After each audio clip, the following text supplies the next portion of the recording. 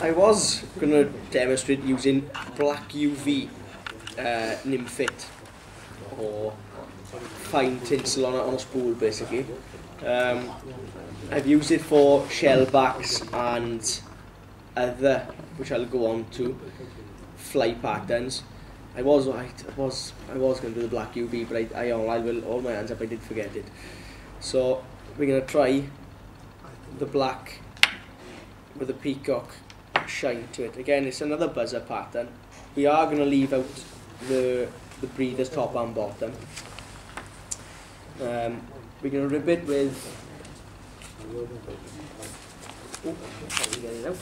So what's that you're tying that body with? Sure. This is actually the Nymph this is the Nymph itself. Yeah. So you do away with silk, Yeah. and you just tie all with the Nymph. I'm going to use a brown flexi span flex body. Black UV and white is really looking good with a small couple of turns of red just behind the collar.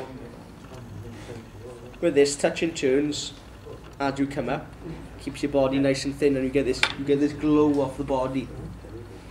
It's going back in time really. I'm not sure if some of you will have done it, no doubt. Is the holographic with the span flex over the top. Black holographic was a favourite for buzzers, and then ribbit with every colour span flex, basically. So I'm just going to bring it up, the span flex on its own this time. Is that abrasive in any way? Sorry? Is it abrasive? No, not at all. It's exactly like strands of pearl that you get in a hank, but it's spool. It's a single strand, but it's got a wound mono of some sort wrapped round it. It's in a crossing effect. If you take it off the spool itself, you can use it as tails. You can use it as shellbacks or just coverings of sorts. You can do a lot with it really, for it's very versatile as a material. You can do an awful lot with it.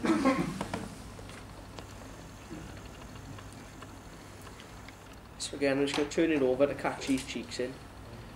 You can use orange span flex for cheeks, and a lot of people have been doing since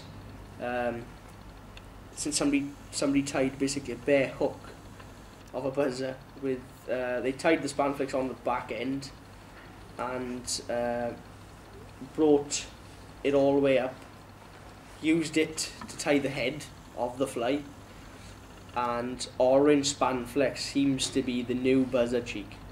I don't like it. I don't think it's got enough of a shine, or it's not enough colour in it. When you pull it, it does tend to go drab, and you're losing what should be your standout point in your fly as such. The cheek of the buzzer is what you should be concentrating on rather than the body of the buzzer. It's the head will attract more than the body.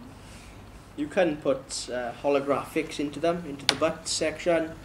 You can put holographic behind the neck. Is another way of attracting them.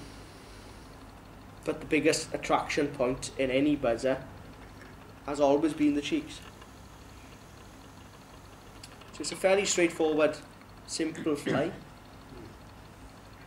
It's just a way of demonstrating that the versatility of this material, and I'll go on and do some more. We'll use it again. Was that B1? Was that 160? Yeah, 160, yeah, B160. I'm sure I knocked that off for everybody's back. He's out.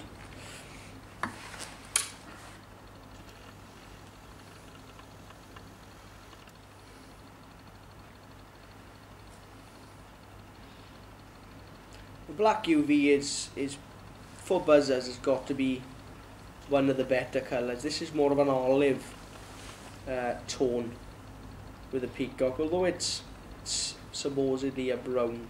It does tend to look more peacock when it's wrapped. It tends to be a little bit more peacock rather than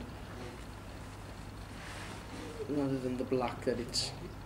And this particular colour glows more. You get more of the shine than you would with the UV. All the UV, it's hard. You can hardly pick it out once you wrap the body in it. Once you varnish it, you can hardly pick the UV out. And when it catches the light, it really does glow then. And the minute the light comes off it, it's gone again. So it's how to explain it? It's I prefer the UV over the peacock.